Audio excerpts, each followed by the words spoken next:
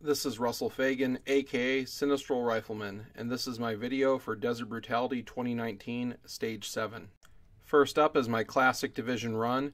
This is the 10th and final stage I shot during the staff match.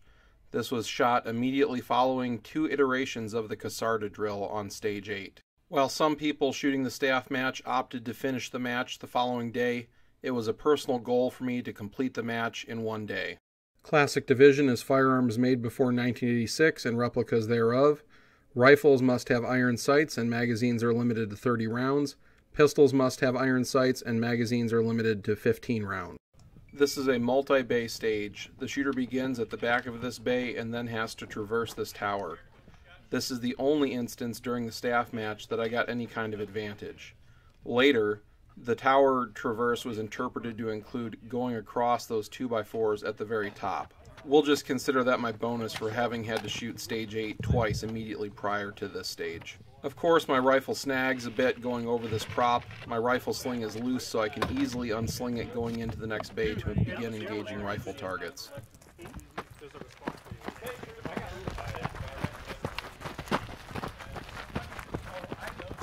I cannot load until I'm in the shooting area, but I prepare to do so as I enter it. There are 6 mini USPSA targets to be engaged with 2 hits anywhere or 1 A-zone in this shooting area. Shoot-throughs onto the white targets count as no-shoots, so the shooter must be conscientious about their angles when engaging these targets.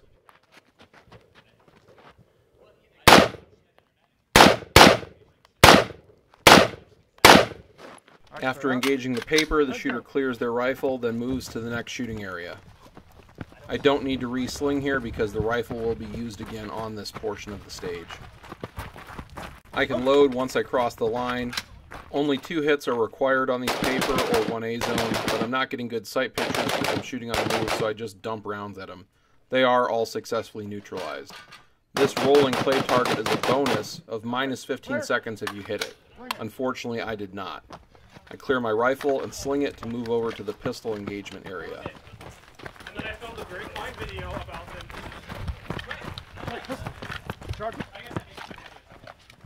I forget that my pistol starts condition 3. I get a click, rack it, and begin to engage the pistol targets.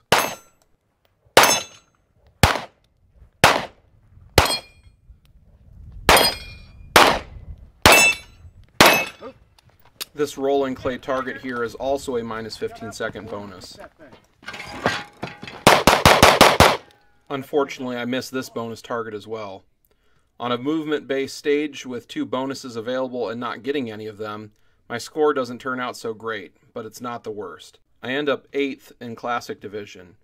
For me, this was a good example of how much harder it is to track moving targets with iron sights, although it's clear that some shooters were successful in doing so. Now for my Armored Plus P Division run during the main match. This was the second to last stage that I shot. For review, Armored Plus P Division competitors must wear a plate carrier, helmet, and all their ammunition for the entire match on their person throughout every stage. Firearms and equipment are unlimited. During the main match, over the top in the stage description was interpreted to mean that the shooters had to go over the 2x4s at the top of this as well.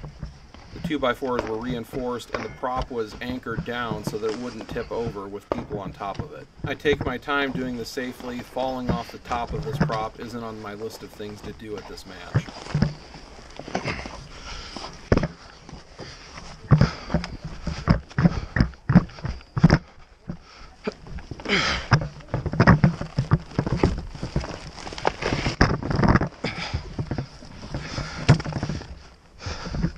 That was on purpose. Finally, my rifle sling situation works out for me, and the rifle swings around to my front as I clear the obstacle. You can see the angles of engagement a bit better on this run through. It was possible to engage these targets from only 2 positions, but doing so would involve some risk, and you would need to be certain of your bore offset. With plus 60-second penalties, in my opinion, it wasn't worth it to save a few seconds by only shooting from 2 positions.